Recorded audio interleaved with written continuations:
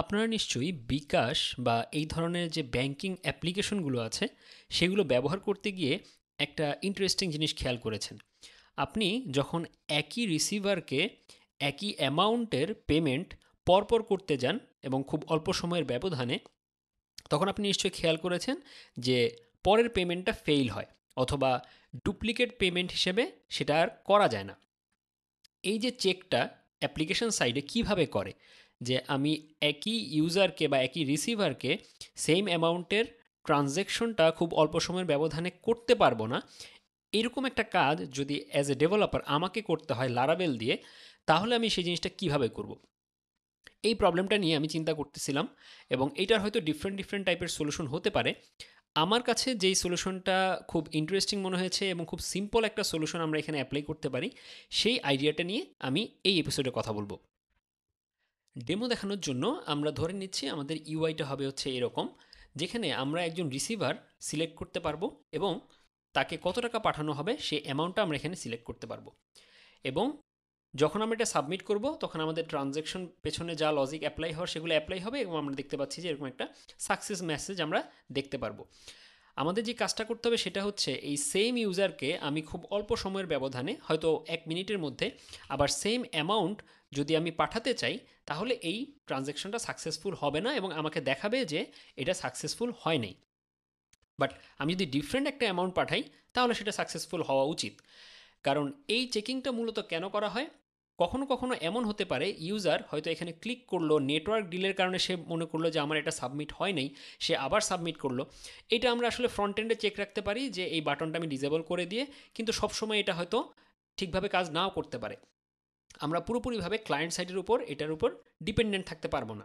আবার আমাদের এটা অ্যাপ্লিকেশন থেকে যদি হয় তাহলে আমাদের এপিআই কল হবে। সহজ কথায় আমাদের ব্যাক এন্ডে এটার জন্য একটা চেক রাখতে হবে যে একটা সার্টেন টাইমের মধ্যে, হয়তো 1 মিনিটের মধ্যে সেম রিসিভারকে সেম অ্যামাউন্টের ট্রানজ্যাকশন আমরা করতে দিব না। এটা রিয়েল লাইফে এই চেকিংগুলো হয়, এটা আশা করি আপনারা নিজেরাও কখনো কখনো চেক দেখেছেন। এখন আমাদের ব্যাকএন্ডের কোডটা অনেকটা এরকম। এখানে ক্রিয়েট মেথড, যেটা কিনা আমাদের যে ইউআইটা আমরা মাত্র দেখলাম সেটার জন্য, আর এই স্টোর মেথডটাতে আমরা স্টোরের জন্য লজিক লিখবো। আপাতত আমরা কোনো লজিক লিখলাম না, কারণ এইটা এই মুহূর্তে আমাদের জন্য রেলেভেন্ট না। আমাদের কাজ শেষ হয়ে গেলে এখান থেকে একটা সাকসেস মেসেজ যাচ্ছে। এখন আমরা যদি একটু চিন্তা করি যে এই কাজটা আমরা কিভাবে আটকাতে পারি, এখানে আমি যে লজিকটা অ্যাপ্লাই করতে যাচ্ছি সেটা হচ্ছে, আমাদের এই রিকোয়েস্টটা যখন আমাদের এই মেথডে আসবে এক্সিকিউট হওয়ার জন্য, তার আগে আমি সেটাকে চেক করতে চাই এবং এটার জন্য আমি একটা মিডল ওয়্যার বানাতে চাই। সেই মিডল ওয়্যারে আমি চেক করব যে এই রিকোয়েস্টটা আমার সাকসেসফুল হওয়া উচিত কি উচিত না, অর্থাৎ আমার এই পর্যন্ত এটা আসা উচিত কিনা। তো আমি যদি একটু দেখাই যে আমার লজিকটা কেমন হবে, আমি এখানে একটা মিডল ওয়্যার বানাতে যাচ্ছি যেটার নাম দিলাম প্রিভেন্ট ডুপ্লিকেট পেমেন্ট। ওকে, আমার মিডল ওয়্যার তৈরি হয়ে গেল। আমি যদি একটু মিডল ওয়্যারটা দেখি, আমার এই মিডল ওয়্যারটা একদম এমটি একটা মিডল ওয়্যার। তো আমাকে এখানে যে কাজটা করতে হবে, যে আমি চাচ্ছি 1 মিনিট সময়ের মধ্যে একটা ট্রানজ্যাকশন যাতে ডুপ্লিকেট না হয়, এবং সেটার জন্য আমার হাতে কি ডেটা আছে, এই রিসিভারের ডেটা আছে এবং অ্যামাউন্টটা আছে। সুতরাং আমরা যদি ক্যাশিং সম্পর্কে জানি, তাহলে ক্যাশিং দিয়ে আমরা এটা কিন্তু করতে পারি। আমরা যেটা করব সেটা হচ্ছে এই ইউজারের যে রিসিভার আইডি এবং যে অ্যামাউন্টটা, এই দুইটাকে নিয়ে আমরা হচ্ছে একটা ক্যাশ ভ্যালু সেট করব, যেটা কিনা হচ্ছে রিসেন্ট পেমেন্ট।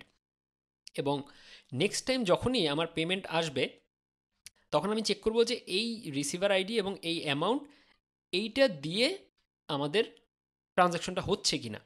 অর্থাৎ আমার ফ্রন্ট এন্ড থেকে যদি আবার এই ভ্যালুটাই আসে এবং আমি ক্যাশে চেক করে দেখি যে হ্যাঁ আমার লাস্ট যে ট্রানজ্যাকশনটা সেটাও আসলে এইটার সাথেই হয়েছে বা এই কম্বিনেশনেই হয়েছে, তাহলে আমি তাকে আর সামনে ফার্দার প্রসিড করতে দিব না। তাহলে এই জিনিসটা আমি কীভাবে অ্যাপ্লাই করবো আমি যদি একটু দেখাই, এখানে আমি প্রথমে একটা ক্যাশ কি সেট করতে চাচ্ছি, যেই ক্যাশ কিটার নাম আমি দিব ইউজার, এবং আমার যে এখানে রিকোয়েস্ট ইউজার, অর্থাৎ আমি যে লগড ইন ইউজার, এই ট্রানজ্যাকশন যে আমি আটকাচ্ছি এটা কিন্তু একজন ইউজারের জন্য। অর্থাৎ আমি এখন লগড ইন, আমার জন্য যেই চেকিংটা হবে সেটা কিন্তু আরেকজন ইউজারের জন্য হবে না, তার জন্য ভ্যালুটা কিন্তু ডিফারেন্ট হবে। সুতরাং আমি এখানে দিতে যাচ্ছি রিসেন্ট পেমেন্ট। এভাবে করে আমি একটা ক্যাশ কি বানাচ্ছি, যে আমার কারেন্ট ইউজার যে আইডি অর্থাৎ লগড ইন ইউজারের যে আইডি সেইটা দিয়ে আমি হচ্ছে একটা ক্যাশ কি জেনারেট করলাম। আর আমি হচ্ছে একটা ক্যাশ ভ্যালু জেনারেট করতে যাচ্ছি, যেখানে আমার ভ্যালুটা কি থাকবে, যে পেমেন্ট। এখানে আমার রিকোয়েস্ট থেকে কি আসতেছে, রিকোয়েস্ট থেকে আসতেছে হচ্ছে রিসিভার আইডি, এবং এটার সাথে আমি অ্যাটাচ করব আমার পেমেন্ট অ্যামাউন্ট যেটা। ওকে, তো আমি এখানে একটা ভ্যালু তৈরি করলাম এবং একটা কি তৈরি করলাম। এইটার উপর বেস করেই কিন্তু আমি আমার ক্যাশ ভ্যালুটা সেট করব। কিন্তু এখানে একটা জিনিস বোঝার ব্যাপার আছে, যে আমার এই ক্যাশ ভ্যালুটা সেট হবে কখন। আমি এখান থেকে একটা রিসিভার সেট সিলেক্ট করলাম, এখান থেকে একটা অ্যামাউন্ট সিলেক্ট করলাম, আমি ক্রিয়েট করলাম, আমার ট্রানজ্যাকশনটা সাকসেসফুল হলো, তখন কিন্তু আমি ক্যাশ ভ্যালুটা সেট করতেছি। তো আমি যদি ক্যাশ ভ্যালুটাকে এই কন্ট্রোলারে সেট করতে চাই, সেটা আমি করতে পারবো, কিন্তু আমি চাচ্ছি যে আমার কন্ট্রোলারটা আসলে এই চেকিংটার তার মধ্যে না হোক, অর্থাৎ আমি কন্ট্রোলারটাকে ক্লিন রাখতে যাচ্ছি, কারণ এই লজিকটা আসলে মূল আমার কন্ট্রোলারের বা হচ্ছে আমার এই স্টোরের সাথে রিলেটেড না। সুতরাং আমি এখানে যে ট্রিক্সটা অ্যাপ্লাই করতে পারি সেটা হচ্ছে, আমরা জানি লারাভেলের যে মিডলওয়্যার, এই মিডলওয়্যারে আফটার মিডলওয়্যার এবং বিফোর মিডলওয়্যার নামে একটা কনসেপ্ট আছে। মজার ব্যাপার হচ্ছে, এই যে আফটার মিডলওয়্যার আর বিফোর মিডলওয়্যার, এইখানে কিন্তু আলাদা কোনো কনভেনশন নাই, বা আসলে কোন মিডলওয়্যারটা আফটার কোন মিডলওয়্যারটা বিফোর, এটা কিন্তু কোনো নেমিং কনভেনশন বা আলাদা করে এক্সপ্লিসিটলি ডিফাইন করার কোনো ওয়ে নাই। প্রত্যেকটা মিডলওয়্যারকেই আমি আসলে বিফোর এবং আফটার মিডলওয়্যার হিসেবে ইউজ করতে পারবো, ডিপেন্ডিং অন আমি আসলে কিভাবে এটাকে হ্যান্ডেল করতেছি। যেমন আমাদের মিডলওয়্যারটা যদি শুধুমাত্র আগে কাজ করে এবং এরপরে নেক্সট রিকোয়েস্ট এটাকে রিটার্ন করে দেয়, তাহলে সেটা হচ্ছে বিফোর মিডলওয়্যার, কারণ হচ্ছে সেটা আগে রিকোয়েস্টটাকে প্রসেস করতেছে, তারপরে হচ্ছে নেক্সট মিডলওয়্যারটাকে কল করে। আর আমি যদি এই নেক্সটটাকে আগে কল করি এবং তারপরে এখানে কোনো কাজ করি, তখন আমি কি করতেছি, তখন বেসিক্যালি আমি আসলে রেসপন্সটাকে রিসিভ করতেছি, তারপরে এটাকে প্রসেস করে রিটার্ন করতেছি, তখন সেটাকে আমরা বলতেছি হচ্ছে after middleware.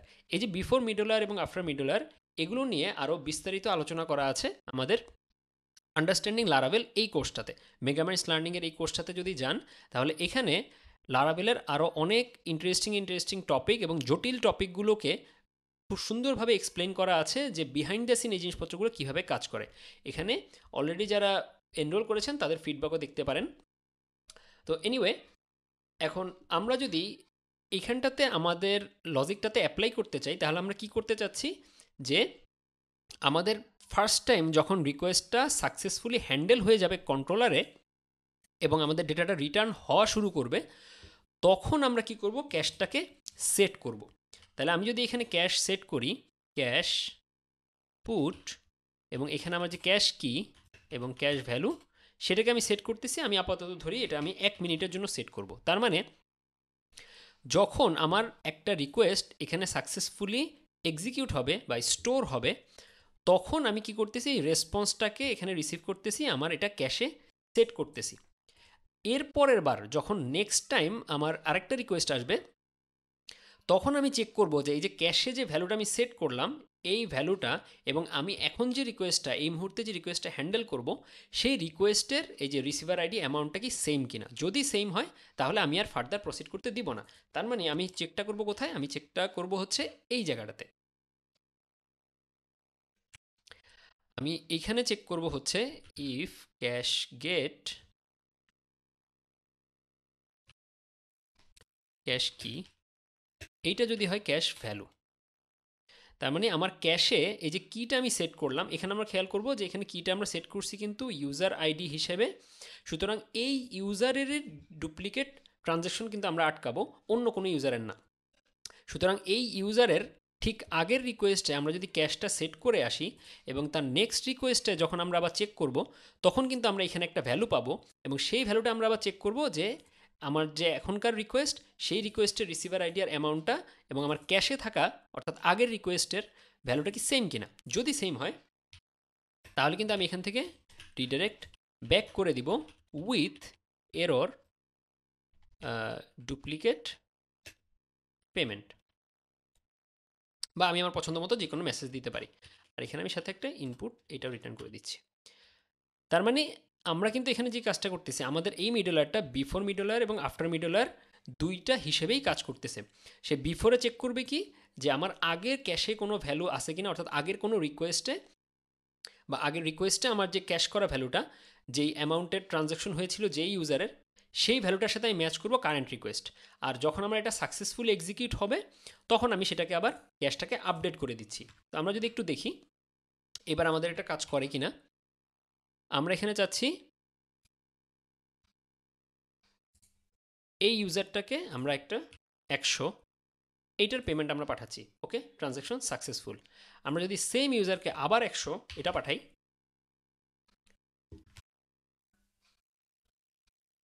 Payment receiver ID amount, ওকে,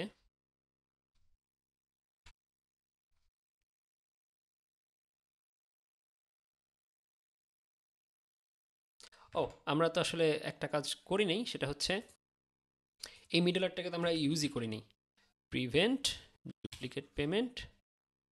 তো আমরা যে শুধুমাত্র যে স্টোর এই মেথডের জন্য এই মিডলারটাকে অ্যাপ্লাই করতে যাচ্ছি, ওকে। সো তাহলে হচ্ছে আমরা এখন আবার একটু ট্রাই করি, এটা সাকসেসফুল হলো। এইবার আমরা যদি ট্রাই করি, এবার হওয়া উচিত না এবং এটা আমাকে এরর দেওয়া উচিত, ইয়েস ডুপ্লিকেট পেমেন্ট। এটা এখন আমাকে দেখাচ্ছে, আমি এটা যতবারই দিব এখন, এটা 1 মিনিটের মধ্যে আমি যতবার ট্রাই করব ততবার আমাকে ডুপ্লিকেট দেখাবে, কিন্তু আমি যদি ডিফারেন্ট ভ্যালু দিয়ে ট্রাই করি তাহলে এটা আবার সাকসেসফুল হবে। কিন্তু সেম সেই ভ্যালু দিয়ে আমি কিন্তু আবার করলে ডুপ্লিকেট দেখাবে, কিন্তু আগে যে রিকোয়েস্টটা করেছিলাম 100 সেইটা এখন আবার সাকসেসফুল হবে। কেন? কারণ আমি কিন্তু শুধু রিসেন্ট ট্রানজ্যাকশনের অ্যামাউন্ট এবং রিসিভার এই দুইটার সাথে ম্যাচ করে কিন্তু আমি চেক করতেছি এটা কি ডুপ্লিকেট কিনা। আমি যদি এখানে অন্য ইউজারকে দিই তাহলেও কিন্তু কাজ করবে, রাইট? সো আশা করি এখানে লজিকটা বোঝা গেছে যে আমরা এখানে খুব সিম্পলি মিডলওয়্যারের এবং ক্যাশ এই দুইটার টেকনিক অ্যাপ্লাই করে কিন্তু আমাদের কাজটা করতে পারলাম। এখানে আরেকটা জিনিস বলে রাখি যে আমি ইনিশিয়ালি এই জিনিসটা মিডলওয়্যার এবং ক্যাশিং এইভাবে চিন্তা না করে আমি চিন্তা করেছিলাম যে এই জিনিসটাকে আমি লিমিটার দিয়ে করব, অর্থাৎ হচ্ছে লারাভেলে যেই রেট লিমিটার আছে সেই রেট লিমিটারটা দিয়ে আমি করার চিন্তা করেছিলাম, কিন্তু এখানে একটা ছোট্ট সমস্যা আছে যে এই জিনিসটা আসলে রেট লিমিটার দিয়ে কাজ করবে না। কেন রেট লিমিটার দিয়ে কাজ করবে না সেটা একটু বলি। আমরা যখন রেট লিমিটার দিয়ে কোনো একটা জিনিসকে লিমিট করি তখন আমরা আসলে কি করি, আমাদের রেট লিমিটিং এইটার মূল ব্যাপারটা হচ্ছে এইরকম। আমরা যদি এটাকে একটা টাইমলাইন চিন্তা করি, রাইট? তো টাইমলাইন চিন্তা করলে আমাদের একটা নির্দিষ্ট সময়, এই সময়ের মধ্যে কতবার একটা কাজ করা যাবে সেটাকে আমরা লিমিট করতে যাচ্ছি। তো ধরলাম যে কোনো একজন ইউজার এই পজিশনে আমার কোনো একজন ইউজার এই পজিশনে কোনো একটা কাজ করলো এবং এটা হচ্ছে আমার টাইম, এই টাইম ডিউরেশনের মধ্যে সে কতবার কাজটা করতে পারে। আমি ধরলাম যে আমি এটাকে আসলে একবারে বেশি করতে দিব না, 1 মিনিটের মধ্যে। সো এই টাইম রেঞ্জটা হচ্ছে 1 মিনিট। তো সেই ইউজারকে আমি এখানে সে একবার করলো, এর মধ্যে সে আর করতে পারবে না, এর মধ্যে সে আর করতে পারবে না, এইখানে এই টাইম লিমিটটা পার হয়ে গেলে সে তারপরে আবার করতে পারবে।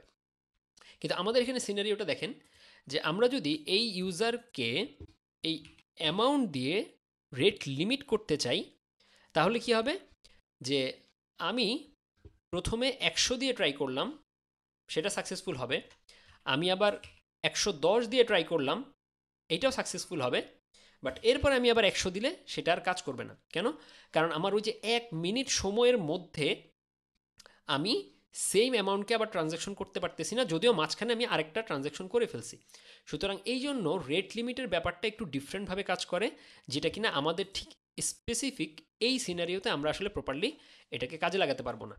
তো আশা করি যারা রেট লিমিটের কনসেপ্টটা বোঝেন তারাও ধরতে পারবেন এবং প্রয়োজনে আরেকটু রেট লিমিটিংটা নিয়ে পড়াশোনা করলেও বুঝতে পারবেন যে রেট লিমিটিংটা আসলে ঠিক এক্স্যাক্টলি এই সিনারিওর জন্য না। আমরা ডিফারেন্ট টাইপের সিনারিওতে হয়তো রেট লিমিটিং দিয়ে এই প্রবলেমটাকে সলভ করতে পারবো। তো আশা করি পুরো ব্যাপারটা আপনারা বুঝতে পেরেছেন এবং কিছুটা হলেও একটা আইডিয়া পেয়েছেন যে এই ধরনের সিনারি আসলে কীভাবে হ্যান্ডেল করা যায়। এর বাইরে যদি কোনো আইডিয়া আপনাদের মাথায় আসে তাহলে কমেন্টে জানাতে পারেন যে অন্য কোনোভাবে কি আমরা এই জিনিসটা সলভ করতে পারতাম কিনা।